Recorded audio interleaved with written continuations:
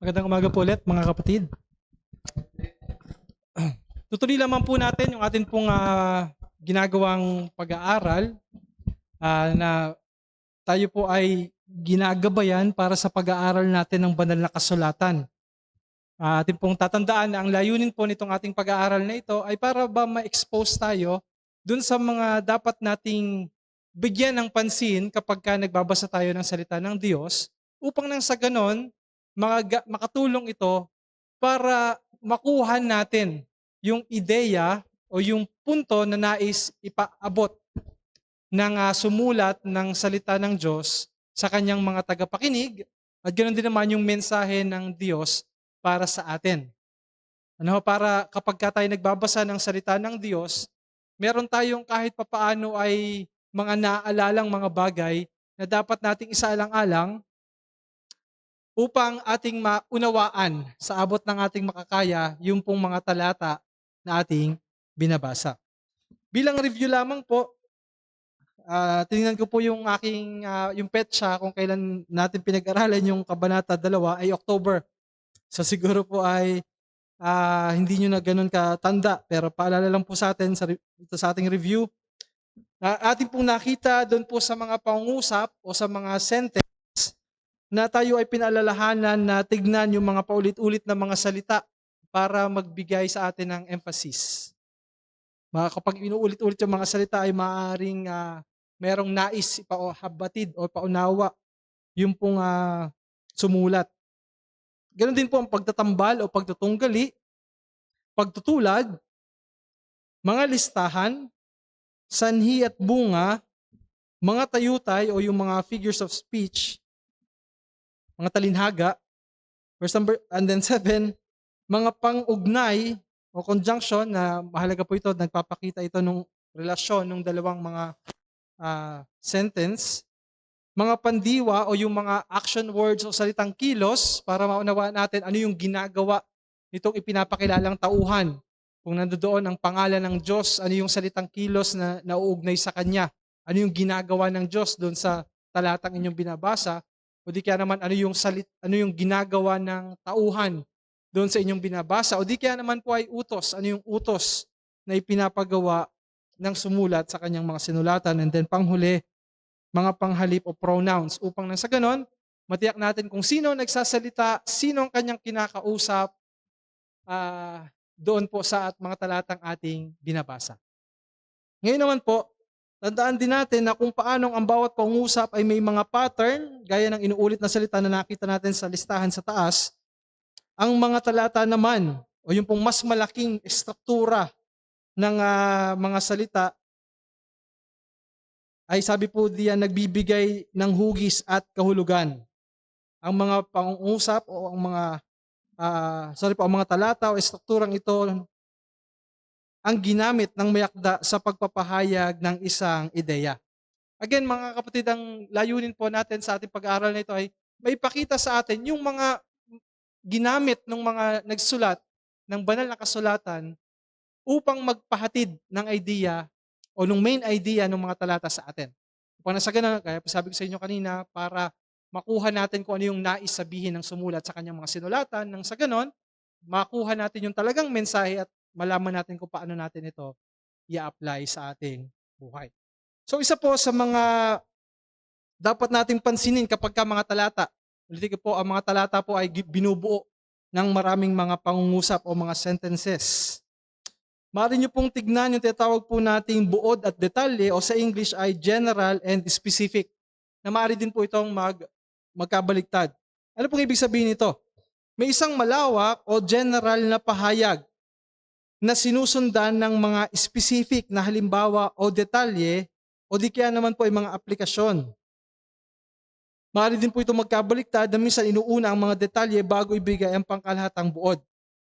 Bigyan ko po kayo ng example.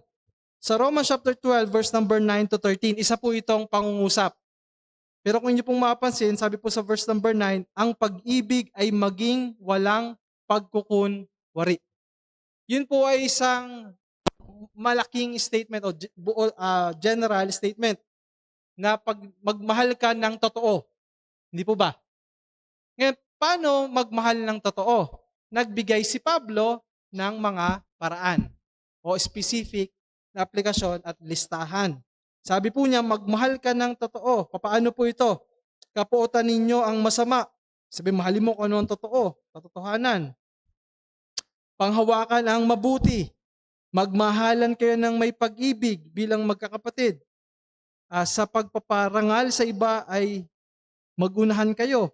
Huwag maging tamad sa pagsisikap. Maging maalab sa espiritu na naglilingkod sa Panginoon. Maggalak kayo sa pag-asa.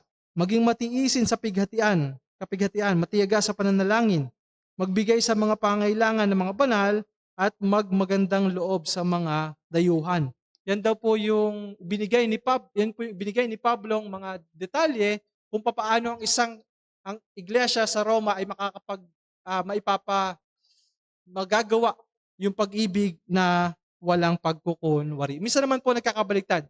Inuuna yung mga specific o mga detalye tapos magbibigay ng buod. Isa pong naisip kong maganda example dito ay ang Romans, yung po sa nasa Corinthians chapter number 13, yung tungkol sa pag-ibig. Sinabi ang pag-ibig ay ganito, ang pag-ibig ay ganito, tapos meron pong sa last verse, yung dulong statement, nananatili sa lahat ay pag-ibig. Meron pong, nandoon po yung parang conclusion o therefore. Papasin niyo po ito sa mga sulat ni Pablo.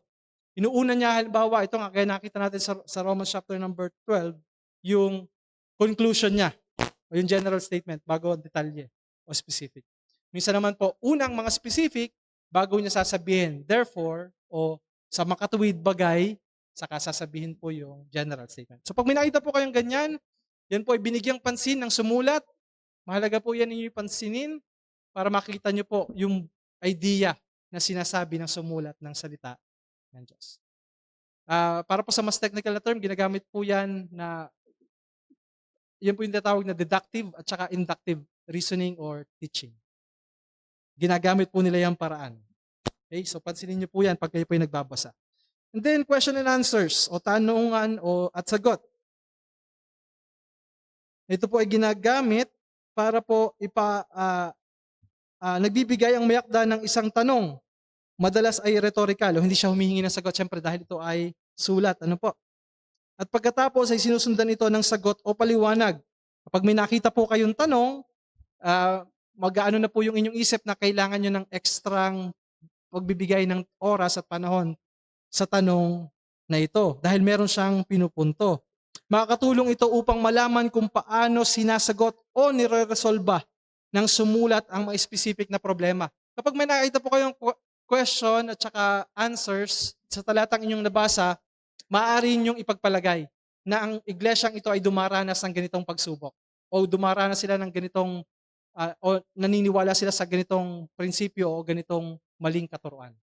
At makikita nyo kung paano ito in-address ng isang sumulat. Halimbawa po diyan ay sa Mark chapter number 2 verse number 7. Ito, pamilyar po tayo dito, no?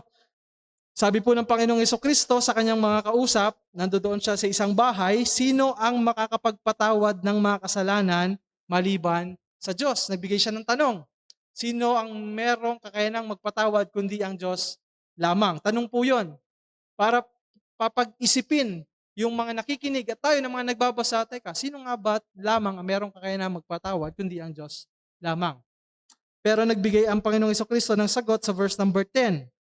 Sabi ni Kristo sa verse number 10, ngunit upang malaman ninyo na ang anak ng tao o siya din, si Kristo, ay may otoridad sa lupa na magpatawad ng mga kasalanan, sinabi niya sa lumpo, verse number 11, sinasabi ko sa iyo, tumayo ka, damputin ang iyong higaan at umuwi ka. Ano nakikita natin dito kapag may question and answer na ganito? Tinuturo lamang nito sa atin na ang mga tao nakausap ng Panginoong Jesucristo dito ay wala talagang pagkakilala kung sino siya. Hindi talaga sila naniniwala na si Jesus ay Diyos at para patunayan na siya ay Diyos, meron din siyang kaya na magpatawad ng mga kasalanan. So dito makuha niyo yung punto na si Jesus talaga ay Diyos. Dahil kaya niya magpatawad ng kasalanan. Inaatake yung kanilang paniniwala na si Kristo ay hindi Diyos. So tama lamang na ang isang tao ay dapat maniwala na si Kristo ay Diyos at meron kaya na magpatawad ng kasalanan. So pag may tanong, magbigay kayo ng extra focus at attention. Ikatlo, na dapat yung putignan sa mga talataan ay ang usapan o dialogue. Bigyang pansin kapag may mga nagaganap na usapan. Kapag po may mga usapan, may mga sinabi ni ganito, nabasa nyo, sinabi ni ano, at sumagot si ganito, at sinabi niya pagkatapos noon, at sinagot siya ng ganito, tukuyin niyo po kung sino-sino ang mga nagsasalita, saan nagaganap ang usapan, at kung ito ba ay payapang talakayan o mainit na pagtatalo. Meron bang pagkakasundo? Nagkakaisa ba sila? O sila ay nagtatalo sa isang bagay? So kapag merong mga ganitong dialogue, hindi lamang ito basta parang nagkukwento yung sumulat para sabihin sa inyong, nag-usap si ganito at si ganyan. Hindi po. Nagpapahayag po ito ng katotohanan sa atin. Na yun nga po, makikita ninyo kung ang pinag-uusapan ay merong katotohanan nais ipaabot sa atin ng Diyos na kailangang nating maunawaan at ipinahatid ito ng sumulat sa atin sa pamagitan ng dialogue. So, pagtuunan po natin ito ng pansin kapag may nakita kayong usapan. Itanong niyo po kung sino ang nagsasalita, sino ang kausap, ano ang kanilang relasyon, ano ang pangunahing issue o salungatan. Kung kagaya po sa Mark chapter number 2, may pag-uusap po dito ang Panginoong Jesucristo at ang mga kaaway niya. So makikita nyo, magkaaway sila, hindi sila nagkakasundo. Nakita natin yung isang dahilan kung bakit, dahil hindi sila naniniwala na si Kristo ay Diyos. Hindi lamang po ito, ulitin ko po, hindi lamang po ito basta naisulat sa atin na nag-usap sila, kundi may pinapahayag na katotohanan ang sumulat nito sa mga sinulatan niya. At sa atin, para ipakita sa, okay, sala pala yung ganong paniniwala na si Jesus ay hindi Diyos. At marami pa mga bagay. Kayo na po ang bahala na mag-apply nito sa mga dialogue o pag-uusap na inyong mababasa o makikita sa salita ng Diyos. Sa Old Testament po, napakaraming ganyan. Lalo na pagka nag-uusap ang Diyos at si Abraham o ang Diyos at si Moises at ang kanyang bayan. Purpose o result. Ika-4. Ito po yung mga may layunin, merong goal, tapos meron pong bunga o result. Ipinapakita naman po dito kapag nakita nyo po ito sa talataan, ang dahilan o resulta ng isang kilos. Madalas po itong ipinahihiwatig ng mga salitang gaya ng upang, para, nang sa gayon, o kaya. Direkta nitong sinasagot ang tanong na bakit. Ito po yung example. Sa Ephesians chapter 2 verse number 10. Tignan niyo po dyan. Sabi po sa Ephesians 2:10, sapagkat tayo'y kanyang pinakamahusay na gawa na nilalang kay Kristo Jesus. Tigil po muna tayo doon kasi yun po yung unang bahagi ng talata. So, tayo ay pinakamahusay niyang gawa. Ibig sabihin, gumawa ang Diyos sa atin. No? Gumawa ang Diyos sa atin, nilalang niya tayo kay Kristo. Ibig sabihin, bigyan na tayo ng ikalawang buhay, bigyan tayo ng tayo kanyang binorn again, no? Naging bago tayong nilalang kay Kristo, para saan daw po? Bakit? Para sa mabubuting gawa na inihanda ng Diyos ng una upang siya nating lakaran. So, makikita natin dito ang katotohanan, kaya pala kailangan ng isang tao ay maging born again o maipanganak siyang muli sa pamamagitan ng Espiritong Banal ay para mabuhay siya sa utos ng Diyos o mabuhay siya na gumagawa ng mabuti sa harapan ng Diyos. Na hindi niya kaya talagang malugod ang Diyos o makasunod sa Diyos kung wala yung pong tinatawag nating regeneration o muling pagsilang. No? So, kung i-apply natin, makikita natin na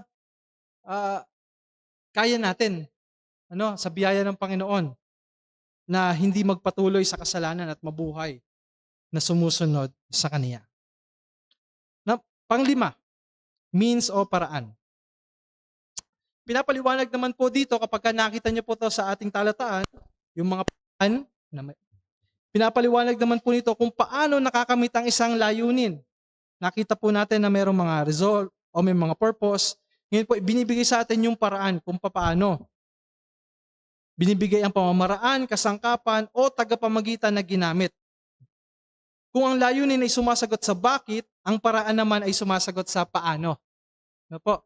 Bakit binigay yung layunin at paano makakamtan o magagawa o mafulfill yung layunin. Halimbawa po niyan ay sa Awit 119 verse 9. Sabi po dito, paano pananatilihing dalisay ng kabataan ang kanilang daan.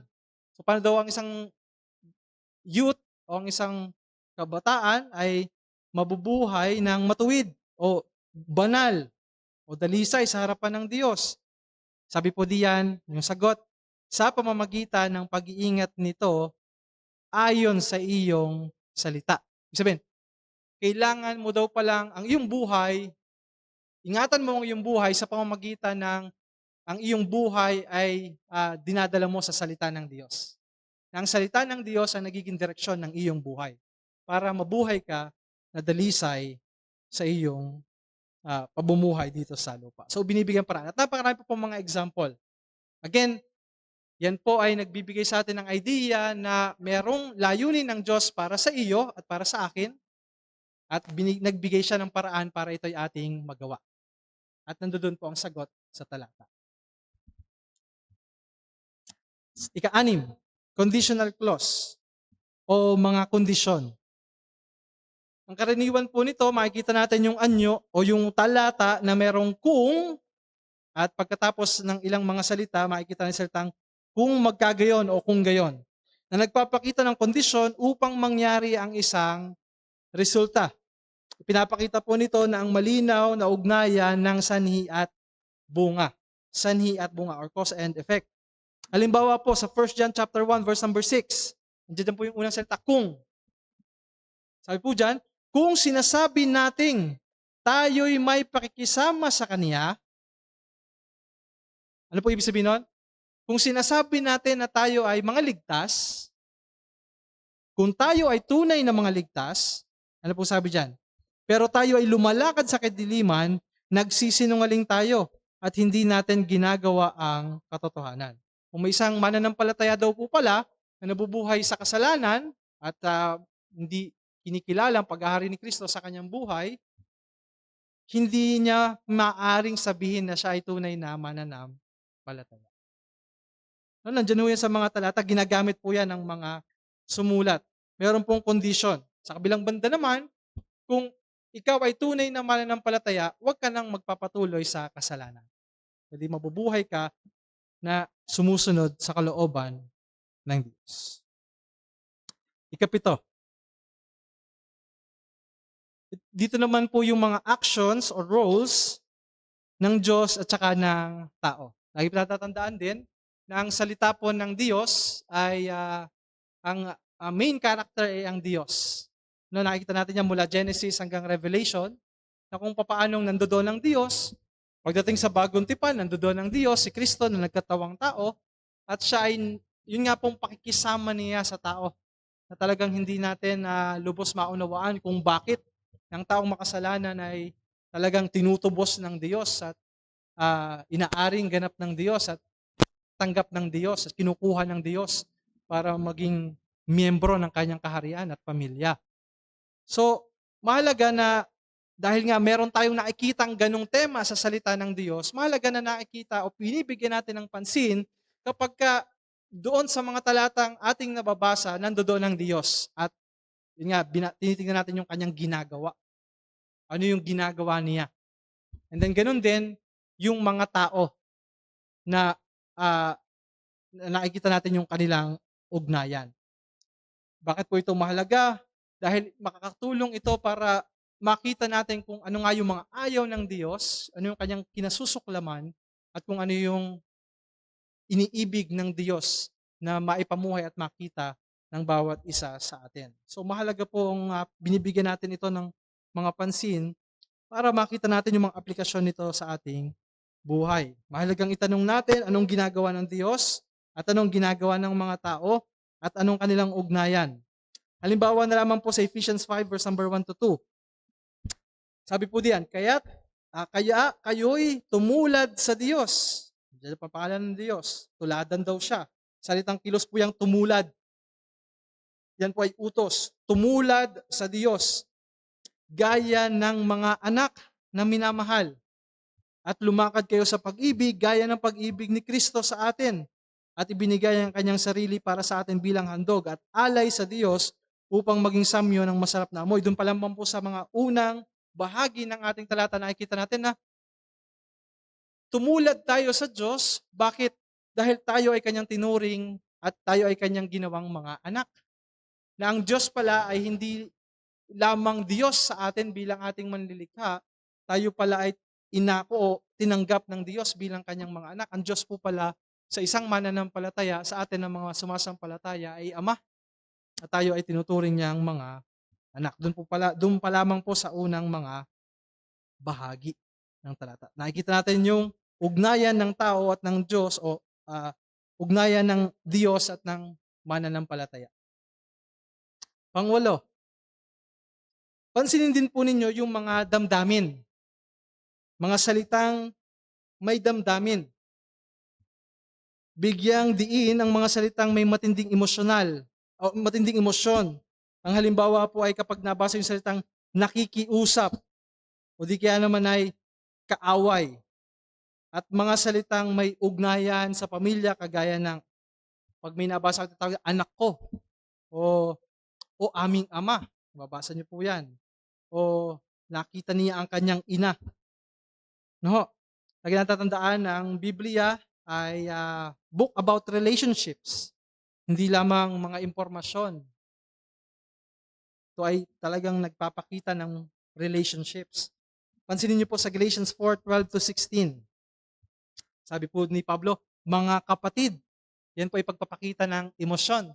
Kasi Pablo ay hindi nagsasalita sa kung parang pag may nabasa, dati sumusulat tayo, ngayon kung di natin kilala yung ating susulatan, minsan nilalagay natin sa kinauukulan. Kung sino na lang, kung kanino man ito makaabot, o kung kanino man ito nararapat na makarating, sa kinauukulan.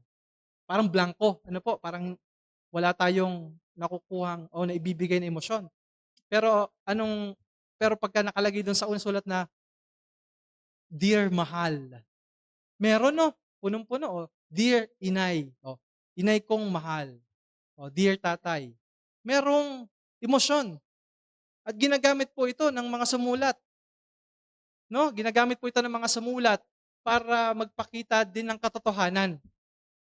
Kaya dito sinabi ni Pablo na mga kapatid, nakikiusap. Emotional po ito, pakipakita ito ng emosyon. Nakikiusap ako sa inyo. Kayo'y maging kagaya ko sapagkat ako'y naging katulad din ninyo. Nakikita niyo po yung mga salitang merong pagpakita ng emosyon. Ito ay ginagamit ng mga sumulat, ulitin ko po, para magpahatid ng ideya o magpakita ng katotohanan sa kanilang mga sinusulat. Okay po. And then lastly, tono. Mahalaga din po na inyong mapansin ang tono ng mga talata. Ito ang kabuuang damdamin ng mayakda. Kung ito ba ay mahinahon, mariin, mapagpaalala, o mapagpayo. Para hindi rin tayo magkaroon ng maling interpretasyon o aplikasyon. Ang tono ang humuhubog sa dating ng mensahe at nagpapakita ng relasyon ng mayakda sa kanyang mambabasa. Noong unang panahon pa, wala pang emoji. Ang ating Bible, wala kang mga smiling face o sad face. Pero kung babasahin niyo po at titingnan niyo po, susuriin niyo pong mabuti ang mga talata, makikita niyo na may mga cue o may mga palatandaan kung ano yung tono ng sumulat. Bigyan po kayong example, Colossians 3:1-4. Kung kayo nga'y muling binuhay na kasama ni Kristo, ay hanapin ninyo ang mga bagay na nasa itaas, na kinaroroonan ni Kristo, na nakaupo sa kanan ng Diyos.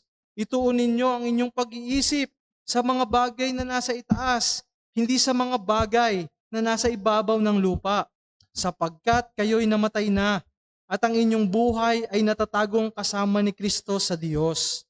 Kapag si Kristo na inyong buhay ay nahayag, ay mahayag nga rin kayo kasama niya sa kaluwalhatian. Tingnan niyo naman po itong Galatians 3:4. O hangal na mga taga-Galacia, sino ang gumayuma sa inyo? Sa harapan ng inyong mga mata ay hayagang ipinakita si Jesucristo na ipinako sa krus.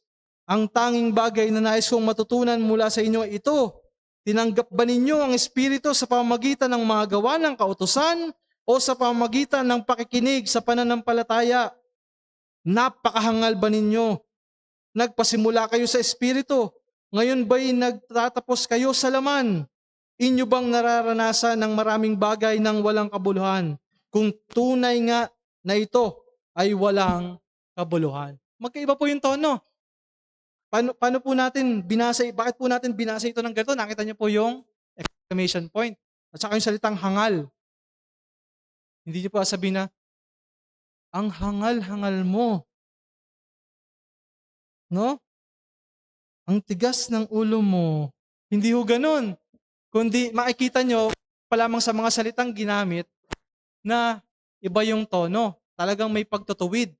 May nakikita nyo yung damdamin ni Pablo na delikado yung kanilang pag-iisip o yung kanilang pinaniniwalaan. Kaya kailangan silang may tuwid. So mga kapatid, again, hindi natin na-expect na maalala nyo ang lahat ng mga yan.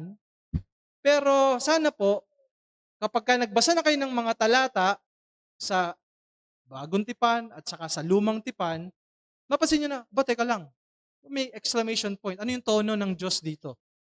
O, kumbaga parang, kailangan natin itong material na ito para kahit paano makita natin na, okay, ang salita ng Diyos pala na binabasa ko ay hindi lamang basta nagsalita o nagsulat na lang sila na nagsulat. Meron talagang tunay na damdamin, may tunay na layunin, merong mga idea na iparating sa pamagitan ng iba't ibang pamamaraan upang maunawaan ang sinulatan at upang maunawaan din natin.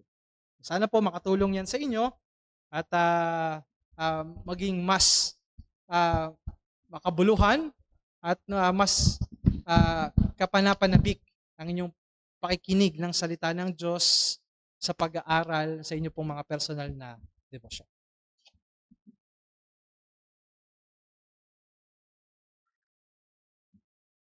Yan. So maraming salamat Brother JB.